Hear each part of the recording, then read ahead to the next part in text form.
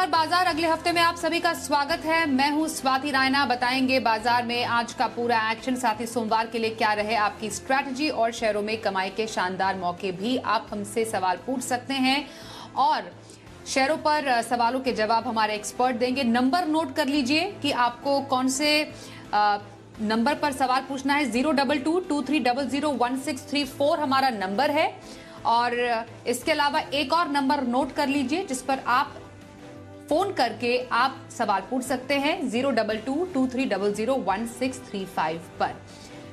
सोमवार की आपकी तैयारी कराने के लिए जी बिजनेस के मैनेजिंग एडिटर अनिल सिंघवी से जानेंगे बाजार पर खास स्ट्रैटेजी और एक और खास मेहमान ट्रेड स्विफ्ट ब्रोकिंग के डायरेक्टर संदीप जैन हमारे साथ हैं, बातचीत करेंगे। लेकिन उससे पहले जरा आज के बाजार पर एक नजर डाल लेते हैं। तो आज हमने देखा लगातार तीसरे दिन शेयर बाजार गिरावट के साथ ही बंद हुए। हफ्ते के आखिरी दिन भी बाजार में मुनाफा वसूली देखी गई जिसके चलते ये गिरावट आई। सेंसेक्स 450 अंकों से ज्यादा फिसलकर 60,000 के नीचे बंद हुआ, जबकि निफ्टी 132 अंक टूटकर 17,859 के लेवल पर हुआ बंद। बैंक निफ्टी में 420 अंकों की गिरावट आज आई।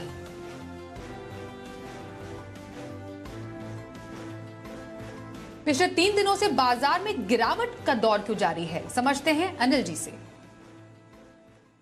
हफ्ते के आखिरी दिन भी भारतीय बाजारों में दिखा जबरदस्त दबाव और लगातार तीसरे दिन भारतीय बाजार अच्छे खासे नुकसान के साथ बंद हुए। इस हफ्ते की शुरुआत तो मजबूती के साथ की थी। सोमवार और मंगलवार को जिस तरह की तेजी बनी, ऐसा लगा कि बाजार कुछ और अच्छी नई ऊंचाइयों की तरफ जाने को तैयार हैं। 18,300 के पार भी निकले, लेकिन 18,250 के आसपास से जो रिवर्सल हुआ वो खत्म होने का नाम नहीं ले रहा है। थोड़ी तो एफआईआई की बिकवाली का प्रेशर है, थोड़ा ग्लोबल मार्केट्स में हल्की सुस्ती कमजोरी का भी मामला है। इन दोनों ट्रिगर्स के चलते भारतीय बाजार लगातार दबाव में दिख रहे हैं और उसके बाद थोड़ी बिकवाली रिटेल इन्वेस्टर्स की तरफ से भी इस बात को लेकर हो रही कि बाजार जब ऊपर नहीं जा रहे तो तेजी की पोजीशन कम करनी चाहिए। तो इन तीनों को मिलाकर बाजार लगातार फिसलते दिखे। आज फिर बाजार 18,000 के नीचे बंद होते हुए दिखे हैं और उसके बाद गिरते गिरते उन लेवल्स के आसपास पहुंच गए 17,800 के आसपास निफ्टी पर, जहां से हमने दिसंबर के आखिरी हफ्ते में एक रिकवरी देखी थी 18,250 तक की। बिल्कुल उसी अहम सपोर्ट लेवल के नजदीक पहुंचे। बस गनीमत यही रही कि आप बंद होते होते 17,800 के नीचे नहीं, 17,850 के आसपास बंद हुए, एकदम मेक और ब्रेक लेवल के आसपास, जो कि सोमवार को डिसाइड होगा। बैंक निफ्टी का जहां तक सवाल है, आज फिर से कमजोरी दिखी है और कल 42,800 के नीचे बंद होते ही बैंक निफ्टी ने भी कमजोरी के संकेत दे दिए थे। एक्चुअली कमजोरी की इस बार लीडरशिप बैंकिंग शेयरों से आती दिख रही है। आज दिन के दौरान एक बार बैंक निफ्टी 42,000 के नीचे भी फिसला, बंद होते होते 42,100 के थोड़ा सा ऊपर बंद होने की कोशिश हुई, लेकिन नुकसान भारी भरकम बैंक निफ्टी में भी दिखा। बढ़ने और गिरने वाले शेयरों की संख्या ये बता रही कि चौतरफा बिकवाली का माहौल है। कैश मार्केट के स्टॉक्स में भी अच्छा खासा सेलिंग प्रेशर बनता हुआ दिखा है। तो ओवरऑल कह सकते हैं लगातार 3 दिन भारतीय बाजारों में जबरदस्त बिकवाली का माहौल रहा। दोनों ही ट्रिगर्स, ग्लोबल भी जहां ग्लोबल मार्केट्स बहुत तेजी का सपोर्ट नहीं कर रहे हैं, लोकल भी जहां एफआईआई की बिकवाली का दबाव बरकरार है, और तीसरा कोई खास बड़ा ट्रिगर भारतीय बाजारों के लिए बढ़ने, सुधरने और आगे तेजी का मिल नहीं रहा, उसकी तलाश है। आइए अब आज के खास एक्सपर्ट का रुख कर लेते हैं संदीप जैन। संदीप जी, बाजार में लगातार तीसरे दिन हमने देखा गिरावट का दौर जारी रहा। ऐसे बाजार में अभी स्ट्रैटेजी क्या रखने की सलाह रहेगी आपकी? नहीं, देखिए, कॉशियस तो रहना चाहिए, इसमें कोई दो राय नहीं है। जिस तरीके से अभी अनिल जी ने भी कहा कि जो दिसंबर का जो वीक था 21, 22, 23 दिसंबर को जो जबरदस्त एक भूचाल आया था, स्टॉक्स काफी करेक्ट किए थे और वहां से रिकवर होकर 18,250 तक हम पहुंचे, 200, 250 तक। फिर वापस से अब करेक्शन का मोड आया। बट इस करेक्शन में एक चीज अच्छी थी कि पिछली बार स्टॉक्स में गजब की पिटाई हुई थी और वहां से फिर एक हफ्ते लगे और काफी घाव जो लगे थे, काफी जो चोट पहुंची थी पोर्टफोलियोज को या M2Ms को, वो काफी रिकवर हुए, रिकवर होके एक लेवल तक पहुंचा और आज वापस से करेक्शन है। बट मुझे ऐसा लगता है कि देखिए, मिड कैप स्मॉल कैप हालांकि करेक्ट किए, ओवरऑल ब्रॉडर मार्केट्स वीक ही थे, बट स्टिल उस लेवल की पिटाई है, उस लेवल की सेलिंग नहीं है जितना उस बार हुआ था जो 21, 22, 23 दिसंबर को हुआ था। बाकी एफआईआई की सेलिंग है, वीक क्यूज है, ग्लोबल क्यूज भी, और काफी यूएस में भी डेटा वगैरह आने वाले हैं, उसको भी देख रहे हैं। रिटेल भी सेल कर रही है, फिर बजट के पहले का जब महीना रहता है और फिर अब क्वार्टरली रिजल्ट भी शुरू हो रहे हैं, तो इन सब के ऊपर नजरें बनी हुई है। तो थोड़ी सी देखिए रिस्क, और फिर जब वो सोना वगैरह जैसे जब बढ़ रहे थे तो कहीं ना कहीं ये भी मुझे लगने लगा कि फ्लाइट टू सेफ्टी भी कहीं ना कहीं मार्केट्स में दिख रही है और हमारे जो करेंसी है वो कोई स्ट्रांग हो नहीं रही है, वीक ही हो रही है। सो ओवरऑल इतना कोई इजी नहीं है। एक चीज अच्छी हो रही है कि क्रूड जब नीचे आता है तो इंडियन इकोनॉमिक्स काफी बढ़िया हो जाती है, इंडियन इकोनॉमी को काफी फायदा मिलता है। बट स्टिल बैंकिंग स्टॉक्स टूटे हैं, उसकी वजह से भी मार्केट में काफी प्रेशर था। बाकी आज रिलायंस थोड़ा बहुत संभाले हुए था, आईटीसी थोड़े संभाले हुए था। देखना है कि 18,000 जो 17,800 17,750 जो पिछली बार वाला लो है उसको अगर तोड़ता मार्केट तो हो सकता है कि फिर 17,500 तक जाने की कोशिश करेगा। और बजट के पहले कहीं ना कहीं मार्केट्स नर्वस भी रह सकते हैं, क्योंकि इतना बड़ा इवेंट है, उसके पहले बहुत बड़ी अननेसेसरी तेजी मुझे नहीं लगती कि आएगी। और 17,500 से लेकर 18,100 200 एक रेंज बन जाएगा। So let's see how it goes. Okay, ये तो बाजार पर आए रही संदीप जी आपकी। अब हफ्ते भर का नजरिया किसी को रखना हो तो पोजिशनल व्यू कौन से स्टॉक पर रहे? पोजिशनल पिक के तौर पे मैं लाया हूं एलजी बालाकृष्णन एंड ब्रदर्स। मैं थोड़ा ऑटो इंसुलरीज पे थोड़ा बुलिश हूं। और ये स्टॉक देखिए पहले से एक करेक्शन दिया हुआ था और कहीं ना कहीं वैल्यूएशंस के लिहाज से भी सस्ता है। और मुझे लग रहा है कि ये स्टॉक में रिस्क रिवॉर्ड रेशियो भी अच्छा है। तो 711 पे क्लोजिंग हुई है, 770 790 का टारगेट लगाएं और 680 का स्टॉप लॉस। ओके, तो पोजिशनल ट्रेड यहाँ पर संदीप जी की पसंद है एलजी बालाकृष्णन एंड ब्रदर्स में। और लॉन्ग टर्म खरीदारी के लिए कौन सा स्टॉक रेकमेंड करेंगे? बिल्कुल लॉन्ग टर्म खरीदारी के लिए मैं लाया हूं आज कजारिया सेरामिक्स। मुझे ऐसा लगता है कि देखिए ये बिल्डिंग मटेरियल्स वाले स्टॉक्स या जो भी सेरामिक्स वाले स्टॉक है ये बहुत बढ़िया कर रहे हैं। इनफैक्ट इंडिया का अगर मार्केट्स को देखें जो पोटेंशियल है उसके हिसाब से मुझे ये कंपनियों की साइज कम लगती है। हालांकि कंपटीशन अनऑर्गेनाइज सेगमेंट का भी काफी रहता है, बट ऑर्गेनाइज सेगमेंट में ये कंपनी सबसे बड़ी और अच्छा मार्केट शेयर भी ग्रैब करती है ये। और जिस तरीके के फंडामेंटल्स और जो नंबर्स है, जब मैंने पिछली बार दिया था तो लाजमी है कि पिछली बार जब कोरोना के बाद से जब डिमांड आई तो सितंबर दिसंबर बहुत बढ़िया गया। बट अब जो पोस्ट कोरोना वापस से पिछले कुछ क्वार्टर से वापस से कंपनी अच्छा करने लगी है। सितंबर का क्वार्टर थोड़ा हल्का जरूर था, उनके ऑपरेटिंग प्रॉफिट मार्जिन पे कमी थी क्योंकि रॉ मटेरियल के कॉस्ट हमें मालूम है कि बढ़े हुए थे। सो ओवरऑल अब बहुत बढ़िया लग रहा है, अच्छी खासी करेक्शन दिखा चुका है। 13,180 के लेवल से 11,500 के लेवल्स पे आया हुआ है। और रिटर्न ऑन कैपिटल एम्प्लॉयड देखिए 24.5%। और एक चीज और, ये लार्जेस्ट मैन्युफैक्चरर है सेरामिक और विट्रीफाइड टाइल्स का इंडिया में, और काफी चीजें आउटसोर्स भी करते हैं। कजारिया के नाम से इनका ब्रांड है और एक केरोविट भी ब्रांड है इनका सैनिटरी वेयर में। और मैन्युफैक्चरिंग फैसिलिटीज देखिए हमारे राजस्थान में भी है और अलग अलग जगह पे करीब 5-6 फैसिलिटीज है। सो ओवरऑल और डाइवर्सिफिकेशन भी कंपनी ने किया, प्लाईवुड बिजनेस में भी एंट्री ली है कंपनी ने। और मुझे लगता है कि 25 का रिटर्न ऑन कैपिटल एम्प्लॉयड, 19 का रिटर्न ऑन इक्विटी, फिर 17.5% की प्रॉफिट की कैगर, ये सबको देखते हैं तो काफी कॉन्फिडेंस आता है। और लॉन्ग टर्म के लिए मैं ये स्टॉक इसलिए दे रहा हूँ कि थोड़ा हो सकता है शॉर्ट टर्म में थोड़ा प्रेशर पड़े स्टॉक्स पे। बाकी FIIs DIIs का भी पूरा भरोसा है। करीब 23% DIIs होल्ड करते हैं और 19 से 20% FIIs होल्ड करते हैं। तो आप देखिए करीब 40-45% तो FIIs और DIIs के पास है। तो इस तरीके के फंडामेंटल से इस कंपनी को रिटेल पब्लिक के हाथ में ये स्टॉक काफी कम है। तो मेरे हिसाब से स्टॉक को इन लेवल्स पे लेना चाहिए। और डाउनसाइड रिस्क भी थोड़ी ये देखना जरूरी है कि 1,000 रुपए के लगभग भी आ जाए तो घबराना नहीं है। इन क्वालिटी के स्टॉक्स में समय देना पड़ता है, बट वापस से ऊपर आ जाते हैं, मार्केट्स के प्रेशर में नीचे आ सकते हैं। सो मेरे हिसाब से ये स्टॉक 1320 1350 के टारगेट के लिए बिल्कुल लेना चाहिए। कजारिया सेरामिक्स लॉन्ग टर्म खरीदारी की राय संदीप जैन की। पहले कॉलर से बात करते हैं, गोवा से उमेश हमारे साथ है। उमेश जी नमस्कार, बताइए कौन से स्टॉक पर सवाल है आपका? गुड इवनिंग मैडम, मेरे पास स्पाइस जेट के 3000 शेयर है 49 एवरेज प्राइस पे, तो पूछना चाहता हूँ क्या करना चाहिए इससे।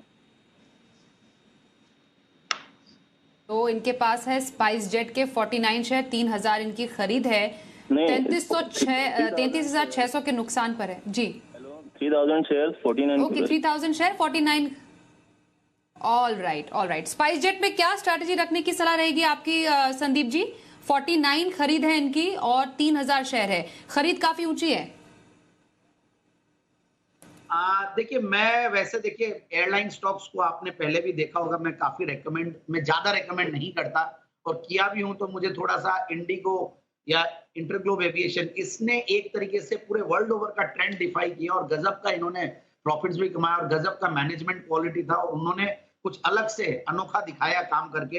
बट स्पाइस जेट हो या दूसरे एयरलाइन स्टॉक्स हो, मुझे समझ में नहीं आता, और ये बड़े अंडर परफॉर्मर है क्योंकि बहुत बड़े लॉसेज है। बट एक चीज अच्छी हो रही है इस सेक्टर के साथ, ये है कि एटीएफ की प्राइस देखिए अभी भी घटाई है, और जैसे क्रूड ऑयल नीचे आता है तो फ्यूल की प्राइसेस, जब एटीएफ की प्राइसेस नीचे आएगी तो इनको फायदा होगा आने वाले दिनों में। और एयर ट्रैफिक भी बहुत बढ़िया है, कुछ फेयर्स भी अच्छे मिल रहे हैं, और लोगों का रिवेंज टूरिज्म या रिवेंज कंजम्पशन, उसको लेकर भी फ्लाइट का भी कंजम्पशन बहुत बड़ा है, मतलब फ्लाइट के ट्रैवल भी। तो मुझे लगता है कि ये स्टॉक में इनको एक मौका मिल सकता है कि ये एग्जिट मिल जाए इनको बाउंस पे, तो बाउंस पे एग्जिट करें। और अगर आपको एयरलाइन स्टॉक में रहना ही है तो फिर इंटरग्लोब एविएशन को एक्सप्लोर कीजिएगा। बट मैं तो यही कहूंगा कि ये स्टॉक एक क्रूड का surrogate play, it's a commodity play, तो बहुत ज्यादा इस सेक्टर में आगे के लिए मैं बाकी निवेशक और जो ट्रेडर्स हैं उनको भी मैं ये बात बताना चाहूंगा चैनल के माध्यम से कि ये कोई बहुत ज्यादा कोई इंटरेस्टिंग सेक्टर नहीं है इन्वेस्टर्स के हिसाब से। अगर आप ट्रेडर हो, आप टेक्निकली करना चाहते हो, आपको क्रूड समझ में आता है, तो इस सेक्टर में काम कीजिए। अदरवाइज दूसरे बहुत बढ़िया सेक्टर्स है जो हम काफी रेकमेंड करते हैं, उनमें निवेश कीजिए। ओके, तो इंटरग्लोब एविएशन एक ऐसा काउंटर है जहां पर आप ध्यान दे सकते हैं, यहां पर खरीदारी का मौका आप तलाश सकते हैं। स्पाइसजेट से फिलहाल एग्जिट की सलाह आपके लिए आ रही है। जोधपुर से रामलाल जी हमारे साथ है। रामलाल जी नमस्कार, बताइए कौन से स्टॉक पर सवाल है आपका? नमस्कार मैम, मेरे पास पीएनबी के शेयर है 4500 शेयर, और एवरेज है मैम 42 रुपया 69 रुपए से। और दूसरा है जेके बैंक, उसके मेरे पास 54 रुपए 69 पैसे की एवरेज है, 500 शेयर है। ओके, दोनों कब तक रखना चाह रहे हैं शेयर? जी मैम, जेके तो शॉर्ट टाइम में है और पीएनबी लॉन्ग टर्म में रखना है। ओके, पीएनबी में मुनाफे में है ये। जेएनके बैंक का जो स्टॉक है वो लॉन्ग टर्म के लिए कह रहे हैं, वो रखना चाह रहे हैं। क्या स्ट्रैटेजी रखने की सलाह रहेगी आपकी संदीप जी इन अलग अलग टाइम होराइजन्स के लिए इन दोनों स्टॉक्स में? देखिए पीएनबी इन्होंने अच्छे लेवल पे एंट्री ली, और पीएनबी देखिए रिटेल के पास बहुत लंबे समय से एक तरीके से अटका हुआ स्टॉक था, बट अब अच्छी लेवल पे, और ऐसा लगता है कि वापस से चलना चाहिए। जो पीएसयू स्टॉक्स में माहौल बना है और जिस तरीके से हम देख रहे हैं पीएसयू स्टॉक्स के जो नंबर्स आने वाले हैं, या जो क्रेडिट की क्वालिटी ठीक हुई है, सरकार ने जो भी मेजर्स लिए, सारे कंपनियां अच्छा करने लगी है, तो मेरे हिसाब से पीएनबी से एग्जिट नहीं ले।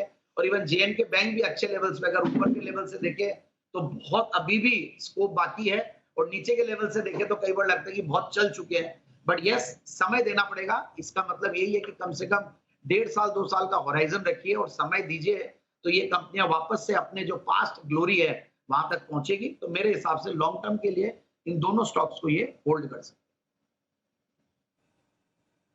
पीएनबी और जेएनके बैंक दोनों को होल्ड करने की सलाह आ रही है आपके लिए हमारे आज के एक्सपर्ट की तरफ से। फेसबुक से सवाल आ रहा है, वो लेते हैं एसआर से यतीश शर्मा का। टीसीएस इनके पास है 300 शेयर, 3550 खरीद है।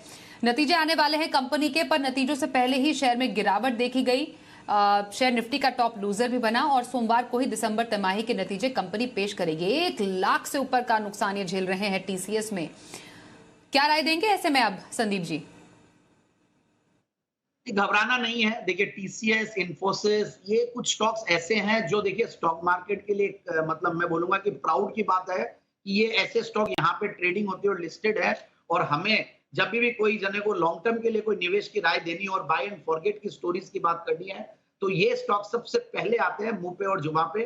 तो मुझे लगता है बिल्कुल टीसीएस में घबराए नहीं, लॉस लगा मानना है, और आज अच्छा खासा एक टूटत आई है, और वो भी इतने टूटे हुए स्टॉक में। तो सर्टेनली देखिए रिजल्ट्स की एंटिसिपेशन में आई है, और क्योंकि कुछ पास्ट में कुछ कंपनियों के जो दूसरे कंपनीज है, जो पीयर्स है, उनके भी स्टेटमेंट्स ऐसे आए हैं, तो मार्केट देखिए बहुत ज्यादा उम्मीद तो नहीं कर रहा है। But yes, it will be the first company to announce results on Monday. Quarterly results का अब सीजन शुरू होने वाला है, और आईटी स्टॉक्स में आज बहुत पिटाई हुई है, यूएस मार्केट्स को लेकर भी, और नैस्डैक भी टूटा हुआ है। ये सारे रीजन है कि ये स्टॉक टूटा, बट मुझे लगता है कि बहुत हो चुका। और भी टूटे तो कोई घबराना नहीं है। कोई ऐसा लेवल आएगा तो हम चैनल के माध्यम से कोई भी शो के दौरान आप सुनते रहिए, टीसीएस की प्रॉपर बाइंग टाइम और एक्यूमुलेशन टाइम या एवरेजिंग टाइम हम बताएंगे।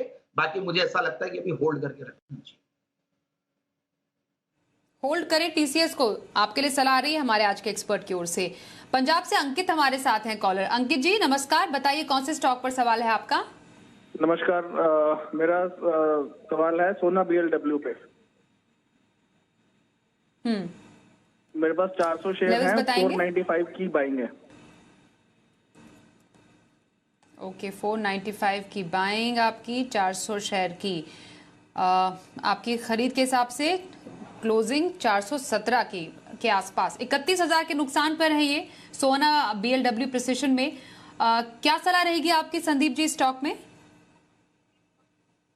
देखिए, ये स्टॉक को मैं एक बात तो कहूंगा कि काफी हमारे पैनल में, चैनल पे लोगों ने नीचे के लेवल से रेकमेंड किया हुआ है और काफी ऊपर गया और अब वहां से कुछ प्रॉफिट बुकिंग आई है, करेक्शन भी हो रहा है। बट मैं समहाउ मुझे ये हमेशा से थोड़ा सा हेजिटेशन था कि ये स्टॉक काफी महंगे वैल्यूएशन पे है और मैं कुछ गलत भी पड़ा, बट यस, पैसा बना लोगों का और अब इनके लॉस लग रहा है क्योंकि रीजन ये है कि वैल्यूएशंस काफी महंगे हैं और ईवी का जो ट्रैक्शन था उसकी वजह से ये स्टॉक अच्छा करेगा और आगे देखिए आने वाले समय में करेगा अच्छा, इसमें कोई दो राय नहीं है। बट अब इनको होल्ड करना पड़ेगा और इनफैक्ट जहां पे भी ईवी की बात आती है तो इन कंपनियों को बहुत फायदा मिलने वाला और इट्स एन एक्सक्लूसिव अलग ही टाइप का इनका मैन्युफैक्चरिंग और मैनेजमेंट और सब कुछ को देखते हैं। तो मेरे हिसाब से अब इन लेवल्स पे औचित्य नहीं निकलने का, क्योंकि मैं वैसे भी ऑटो इंसुलरीज पे वैसे बुलिश हूं, तो हो सकता है कि कोई bounce they they, but averaging की भी कोशिश नहीं करें। हो सकता है दूसरे जो हम ऑटो इंसुलरी स्टॉक्स अभी जैसे मैंने LG बालाकृष्णन बताया और बहुत सारे स्टॉक्स है जो सस्ते वैल्यूएशंस पे है, वहां पे एंट्री लेने की कोशिश करें, बाकी स्टॉक में बने रहे। सोना BLW प्रिसिशन में राय आ रही है संदीप जैन की ओर से। मुंबई से हर्ष का सवाल लेते हैं। हर्ष जी नमस्कार, कौन से स्टॉक पर पूछेंगे सवाल? And thank you very much for taking my call. Sandeep ji आपको बहुत बहुत नमस्कार। मेरा सवाल ये था that मेरे पास 355 शेयर्स हैं रूपा एंड कंपनी के and I am at a heavy loss, तो प्लीज आपकी एडवाइस चाहिए कि इसे रखा जाए या किसी और में लॉस बुक करके पैसे डाले जाए। Thank you. संदीप जी 490 की खरीद है 355 शेयर पर, 283 पर शेयर है अभी। थैंक यू सो मच हर्ष जी, और आपके एक्सेंट से लग रहा है कि आप मुंबई में तो रहते हैं मगर बाहर से हैं और काफी आप ट्रैक करते हैं, अच्छा लगा। और आपने लिया रूपा एंड कंपनी ऊपर के लेवल्स पे, वहां से काफी करेक्ट हो चुका है। रीजन बीइंग पिछले 2 क्वार्टर्स अच्छे नहीं गए और इस सेगमेंट की सारी कंपनियां, भले वो लक्स इंडस्ट्री जो सबसे बड़ी कंपनी है वहां पे भी पिटाई हुई, फिर डॉलर मैंने काफी रेकमेंड किया, इवन रूपा एंड कंपनी भी मैंने रेकमेंड किया हुआ है, मैं इस चीज को एडमिट करूंगा और थोड़ा ऊपर के लेवल्स पे ही किया हुआ है। बट एनीवेज मुझे लगता है कि ये कंपनियां बहुत अच्छा कर रही है और जिस लेवल पे इंडिया की स्टोरी, भारत की स्टोरी और जो रूरल कंजम्पशन है उन सब के बहुत बड़े बेनिफिशियरी रहेंगी ये कंपनियां। जस्ट दैट कि अभी कुछ कॉटन की प्राइसेस और टेक्सटाइल स्टॉक्स नहीं चल रहे हैं, तो ये सब की वजह से थोड़े करेक्टेड हुए हैं। तो मेरे हिसाब से घबराना नहीं है और एवरेज अगेन नहीं करना है, क्योंकि मैं थोड़ा सा एवरेजिंग को लेकर थोड़ा भी कॉशियस हूं। डोंट लिवरेज, डोंट एवरेज, अभी थोड़ा समय देना पड़ेगा। बट यस, वैल्यूएशन सब सस्ते हो गए हैं, रिटर्न नंबर्स बहुत बढ़िया है, कंपनी की ग्रोथ भी बहुत बढ़िया रही है पास्ट में। So continue holding it. I think समय देना पड़ेगा, that will be the best healer. सोमवार के बाजार पर क्या रखें खास स्ट्रैटेजी और बाजार के लिए अहम संकेत समझते हैं अनिल जी से। जहां तक सोमवार के बाजारों का सवाल है, भारतीय बाजारों के बंद होने के वक्त डाउ फ्यूचर्स एकदम शांत थे, 15 पॉइंट ऊपर, नेस्डेक फ्यूचर्स 15-20 पॉइंट नीचे। यानी कि अमेरिका में किस तरह का ट्रेड आज होगा और सोमवार सुबह डाउ फ्यूचर्स क्या संकेत देंगे, ये देखने वाली बात होगी। लेकिन उससे पहले जो कमजोरी हुई है भारतीय बाजारों में, जिन लेवल्स के आसपास हम बंद हुए, ये बेहद इंटरेस्टिंग है। अब आखिरी सपोर्ट जो सोमवार को बाजार के लिए रहेगा वो 17,700 17,800 की रेंज का है। इसके नीचे जाने पर ट्रेंड बड़ा तेजी से बिगड़ता हुआ नजर आएगा। ऊपरी स्थानों पर 18,000 18,100 ये वो रेंज है जहां पर जाकर बाजार आपको अटकते हुए दिख सकते हैं। बैंक निफ्टी का जहां तक सवाल है, 42,000 से थोड़ा सा ऊपर 42,100 के आसपास हम बंद हुए। अब जो बड़ा और महत्वपूर्ण सपोर्ट है बैंक निफ्टी पर, वो सीधा 41,575 से 41,675 की रेंज में, वहां पर बैंक निफ्टी सपोर्ट लेने की कोशिश करेगा। और अगर यहां से एक रिकवरी आती है तो 42,600 से 42,800 की रेंज में जाकर बैंक निफ्टी रुक सकता है, अटक सकता है। तो अब काफी कुछ इस बात पर डिपेंड करेगा कि डेटा के लिहाज से बाजार कितने हल्के हो चुके हैं और आज की जो बिकवाली हुई है उसमें योगदान अगर ज्यादा ट्रेडर्स का है और एफआईज का कम, और अगर ग्लोबल मार्केट्स थोड़ा ठीक रहे तो फिर एक रिकवरी की उम्मीद बन सकती है। लेकिन जो ट्रेंड और टेक्सचर बाजार का दिख रहा है, इस रिकवरी में ऊपरी स्तर पर बिकवाली आने के आसार पूरे दिख रहे हैं। तो ट्रेडर्स के लिए ये इंपॉर्टेंट है कि जब तक इंपॉर्टेंट लेवल के पार ना निकले, जो कि निफ्टी पर ऊपर की तरफ 18,200 18,300 की रेंज है, तब तक ऊपरी स्तरों पर प्रेशर आता दिखेगा। निचले स्तरों पर 17,700 17,800 तोड़ने के बाद बिकवाली का प्रेशर बढ़ सकता है। वही हाल बैंक निफ्टी पर, नीचे 41,500 के नीचे बैंक निफ्टी और ज़्यादा खराब होता दिखेगा और ऊपर 43,000 के ऊपर फिर से रिकवरी के संकेत आते दिखेंगे। तो इस रेंज पर आपको अगले हफ्ते के लिए रखनी है नजर। आइए अब सोमवार के ऑप्शन स्ट्रैटेजी के लिए हमारे साथ शो में शामिल हो चुके हैं मोतीलाल ओसवाल के चंदन तापड़िया। चंदन जी, स्वागत करते हैं आपका शो में। जानेंगे सोमवार के लिए ऑप्शन स्ट्रैटेजी कहाँ रखी जाए। जी नमस्कार, बहुत बहुत धन्यवाद। देखिए, बाजार में पिछले 3 दिनों से बिकवाली है और मेनली बैंक निफ्टी यहाँ पे थोड़ा सा ज्यादा गिरावट दिख रहा है, बट उस बिकवाली के बावजूद भी हर लेवल पे डीप में बाइंग तो आ रही है। और अब जो बाजार के लिए अहम लेवल रहेगा वो 17,777 रहेगा। पिछले कुछ दिनों पहले जो मार्केट में बॉटम बना था वो इन्हीं लेवल के आसपास बना था और आज बाजार उन्हीं लेवल से 20 पॉइंट ऊपर से वापस एक बार रिकवर तो हुआ है। तो कहीं ना कहीं 17,777 मेजर लेवल रहेंगे। ये लेवल मेक और ब्रेक का काम करेंगे। यदि इन लेवल को हम नहीं होल्ड कर पाते तो फिर निफ्टी में 300 से 500 पॉइंट के और करेक्शन बनेंगे और ये ऊपर में वापस कहीं ना कहीं 18,080 को निकालना जरूरी है, तभी स्टेबिलिटी आएगी। तो 17,777 पे बुल का पूरा दारोमदार है। ये लेवल तोड़ते हैं तो बुल और सरेंडर होके और बेयर्स की बिकवाली बनेगी। तो ऐसे मार्केट सेटअप में हम जो ट्रेड निकाल रहे हैं वो 2 तरह के हैं, एक बाय साइड एक सेल साइड। और बाय साइड में इंश्योरेंस में है तो HDFC लाइफ का 610 की कॉल लेने की सलाह रहेगी। स्टॉक ने लगभग 45 वीक के कंसोलिडेशन के बाद में 600 के लेवल को डिसाइसिवली क्रॉस किया है और कहीं ना कहीं 625 630 तक के लेवल बनने चाहिए। तो HDFC लाइफ का 610 की कॉल लेने की सलाह रहेगी। 15 रुपए या कोई डीप आए तो ले। 9 रुपए का सपोर्ट, ऊपर में लगभग 26 से 27 रुपए के टारगेट बनने चाहिए। दूसरा रहेगा ट्रेंड। ट्रेंड में एक राउंडिंग टॉप फॉर्मेशन बना है, ब्रेकडाउन बना है। नीचे में स्टॉक 1220 1210 तक जा सकता है तो 1240 का पुट लेने की सलाह रहेगी। 30 से 33 रुपए के बीच में ये पुट ले। 26 रुपए का सपोर्ट रहेगा। ऊपर में 47 से 50 तक के टारगेट यहाँ पे बन सकते हैं। जी धन्यवाद करेंगे चंदन तापड़िया आपका सोमवार के ऑप्शन स्ट्रैटेजी के लिए। और सोमवार की खरीद के लिए इंट्राडे पिक क्या है आपकी पसंद, संदीप जी? देखिए, मैंने सेल कॉल दिया है और डॉक्टर रेड्डीज, इनफैक्ट आज काफी सारे सेल कॉल जनरेट हुए हैं। टेक्निकली बहुत स्टॉक्स वीक लग रहे हैं और मार्केट्स भी देखिए कोई टेक्सचर, जो अनिल जी ने बहुत बढ़िया शब्द यूज किया कि ऐसा लगता नहीं कि मार्केट का टेक्सचर स्ट्रांग हो और ऊपर जाके प्रॉफिट बुकिंग जैसा ही दिखता, तो हर बार बाउंस पे। सो लेट्स सी अब क्या होता है। बाकी मैंने डॉक्टर रेड्डीज लाया हूं, मैं 4270 पे क्लोज हुआ है। 4210 4170 के टारगेट के लिए और 4310 का स्टॉप लॉस। और जो भी स्टॉक्स और आइडियाज हमने डिस्कस किया, it is safe to assume that we have recommended it to our clients और मेरी निजी पोजीशनिंग में नहीं। डॉक्टर रेड्डीज लेबोरेटरीज बेचने की सलाह सोमवार की इंट्राडे जो स्ट्रैटेजी है वो आई रही है संदीप जैन की तरफ से। संदीप जी धन्यवाद करेंगे आपका हमारे साथ शो में शामिल होने के लिए। तो आज के शो में बस इतना ही। रुकते हैं एक ब्रेक के लिए। देखते रहिए जी बिजनेस।